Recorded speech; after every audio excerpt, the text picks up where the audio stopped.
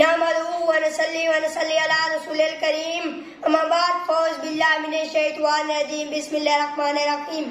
جناب صدر، معزز استاذہ کرام اور میرے پیارے مکتب ساتھیوں، السلام علیکم۔ آج مجھے آپ سب کے سامنے جس عنوان پر لفظ کشائی کرنے کا موقع ملا ہے وہ ہے اسوہ حسنہ۔ آج انسان کو رفعت عطا ہو گئی، آج انسان کو رفعت عطا ہو گئی، ابن آدم کو عظمت عطا ہو گئی، ہر بشر کو یہ نعمت عطا ہو گئی۔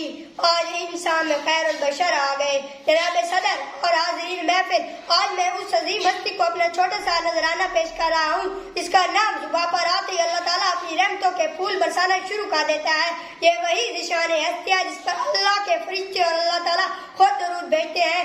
جی ہاں، عالم امنہ کے لال سرور کائنات خاتم النبیین حضرت محمد صلی اللہ علیہ وسلم کے حضور اپنی عقیدت و احترام کا اظہار کر رہا ہوں۔ جناب صدر، حضور صلی اللہ علیہ وسلم نے اسوہ حسنہ کا اعلیٰ ترین نمونہ پیش کیا اور طریقے کے مقابلے میں ایسا ہدایت کا چراغ روشن کیا جس سے صراط مستقیم تک رسائی آسان ہو گئی۔ حضور صلی اللہ علیہ وسلم کی زندگی پوری کائنات کے لیے اسوہ حسنہ ہے۔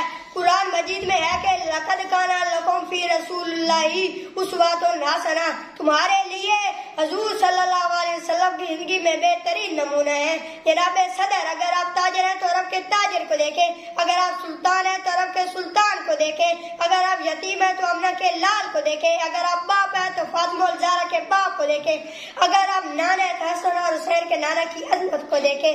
میرے دوستو، آپ جو بھی اور جس سال میں بھی ہیں، حضور صلی اللہ علیہ وسلم زندگی ہمارے لیے بہترین نمونہ ہے۔ اگر آپ حق کے متلاشی ہیں تو آج ہی رہبر کامل حضور صلی اللہ علیہ وسلم کی ثانیہ ہدایت پر عمل کریں۔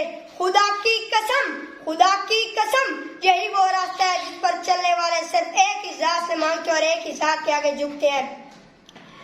جب رخ سلطان مدینہ آیا، ماہ خورشید کے ماتھے پہ پسینہ آیا، جب لب جبریل نے 100 بار ادب سے چوما، جب لب جبریل پہ نام مدینہ آیا۔ السلام علیکم۔